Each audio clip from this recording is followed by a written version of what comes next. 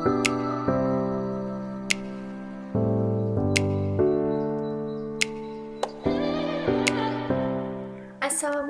warahmatullahi wabarakatuh.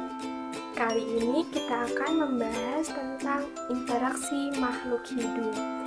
Nah, sebelum kita bahas mengenai interaksi makhluk hidup, kita harus tahu dulu nih, apa sih pengertian dari ekologi dan ekosistem? Kalian pasti sering dengar ya, ekologi itu adalah ilmu. Jadi, logi itu ilmu ya. Jadi, ekologi adalah cabang ilmu biologi yang mempelajari hubungan timbal balik makhluk hidup dengan lingkungannya.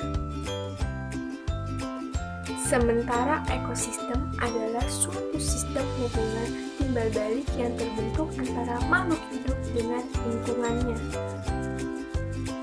Jadi, artinya ekologi itu adalah cabang ilmu biologi yang mempelajari mengenai ekosistem. Nah, kemudian ekosistem memiliki dua komponen, yaitu komponen biotik dan abiotik. Pertama, kita bahas dulu komponen biotik ya. Komponen biotik pada ekosistem itu terdiri produsen, konsumen, dan pengurai atau decomposer. Yang pertama, produsen. Produsen itu adalah organisme yang mampu mengolah dan membuat makanannya sendiri. Jadi dia bisa memproduksi makanannya sendiri. Makhluk hidup yang bisa membuat makanannya sendiri kita sebut autotrof. Contohnya adalah tumbuhan hijau yang bisa melakukan proses fotosintesis. Komponen biotik yang berikutnya adalah konsumen. Konsumen adalah organisme yang tidak bisa membuat makanannya sendiri, jadi dia memperoleh makanan dengan cara memakan organisme lain. Organisme yang tidak bisa menghasilkan makanannya sendiri kita sebut heterotrof. Contohnya hewan dan manusia. Nah, berdasarkan makannya, konsumen kita bagi menjadi 3, yaitu karnivora. Karnivora yaitu organisme atau konsumen yang memakan daging, misalnya singa, harimau, dan pemakan daging lainnya. Berikutnya, konsumen jenis kedua yaitu herbivora. Nah, herbivora ini adalah konsumen atau organisme yang memakan tumbuh-tumbuhan. Contohnya rusa, kerbau, kambing, sapi, dan banyak lagi hewan-hewan lainnya yang memakan tumbuh-tumbuhan sebagai sumber makanannya sendiri. Ada pula konsumen tipe ketiga yaitu omnivora. Omnivora adalah konsumen yang memakan segala, jadi baik daging maupun tumbuh-tumbuhan dia makan semuanya. Contohnya adalah orangutan.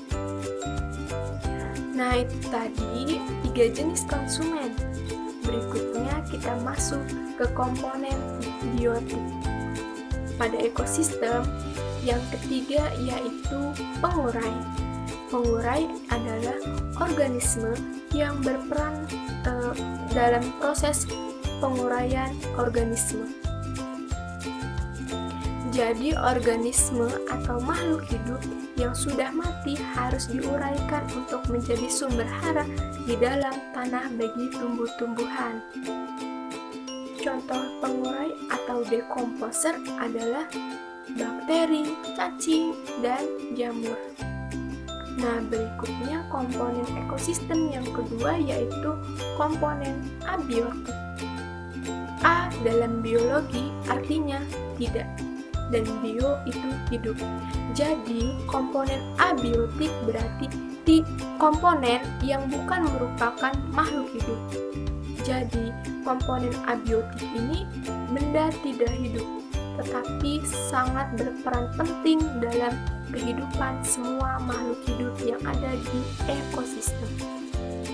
Contohnya adalah sinar matahari, berfungsi penting sekali untuk proses fotosintesis.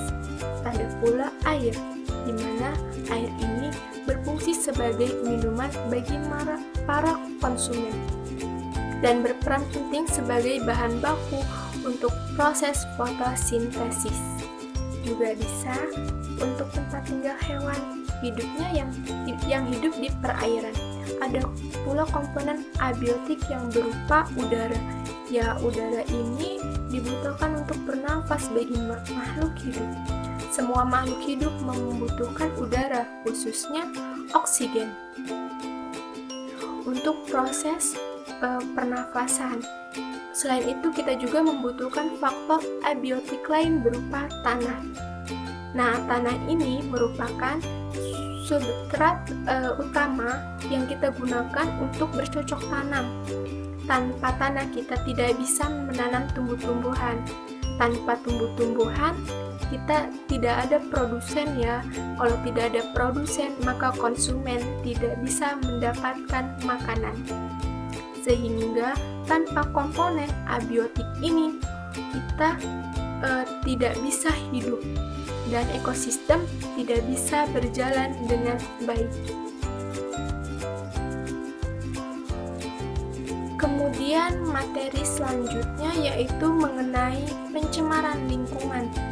Pencemaran lingkungan sudah bukan menjadi masalah perorangan saja.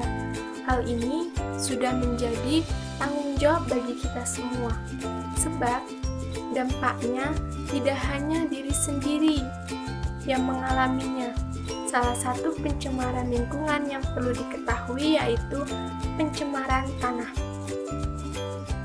Salah satu penyebab pencemaran tanah yaitu adanya sampah plastik. Kita sadar jika plastik tidak bisa terpisahkan dari kehidupan manusia, plastik dipilih sebagai komponen yang mudah dibuat, ringan, dan tahan lama, dan juga terjangkau. Namun seiring berjalannya waktu, sampah plastik sudah menjadi ancaman tersendiri bagi lingkungan. Sampah plastik yang masuk ke golongan anorganik membutuhkan sekitar 50-100 tahun untuk dapat terurai. Wow, lama sekali ya. Bisa dibayangkan, jika sampah plastik terus bertambah, butuh waktu berapa lama lagi plastik tersebut dapat terurai. Nah, sudah saatnya kita untuk merubah lingkungan menjadi lebih baik ke depannya. Lalu, apa yang harus kita lakukan untuk mengatasi pencemaran tersebut? Berikut beberapa hal yang bisa kita lakukan. Buang sampah pada tempatnya. Nah, langkah awal ini sebagai cara menyelamatkan tanah yaitu dengan tidak membuang sampah sembarangan. Saat ini masih banyak orang yang membuang sampah sembarangan. Ada baiknya ubah kebiasaan buruk tersebut untuk selalu membuang sampah pada tempatnya.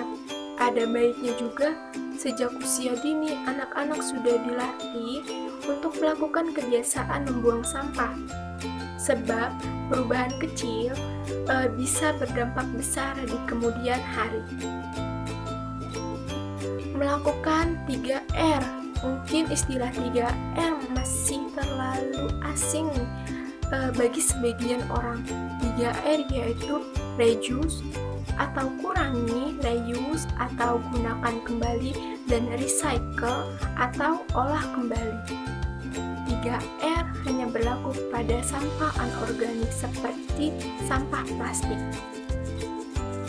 Bagi beberapa orang ada yang memanfaatkan sampah plastik seperti sampah plastik pembungkus makanan untuk diubah menjadi barang yang bernilai jual. Mereka mengubah sampah plastik tersebut menjadi barang kerajinan atau melakukan daur ulang sampah plastik menjadi bahan campuran aspal. Kemudian selalu membawa tempat makan dan minum dari rumah. Mungkin bagi sebagian orang malas untuk melakukan hal ini, seperti contoh membawa botol minum. Ketika bepergian dan banyak orang lebih memilih untuk membeli air minum kemasan untuk kemudian dibuang ke tempatnya ketika dalam keadaan kosong. Bisa dibayangkan jika semua orang melakukan hal yang sama, berapa banyak botol plastik bekas yang terbuang setiap hari. Dengan membawa botol minum sendiri sudah menjadi langkah kecil untuk menyelamatkan sampah plastik. Begitu pula yang terjadi ketika membeli makanan. Bisa dihitung berapa banyak sampah plastik yang dibawa ke dalam rumah saat membeli makanan. Ketika tidak menggunakan wadah atau tempat khusus untuk makanan, tidak ada salahnya kan untuk menggunakan wadah yang dibawa dari rumah ketika ingin membungkus makanan. Jadi kita bisa meminimalisir sampah yang digunakan untuk mengurangi pencemaran lingkungan.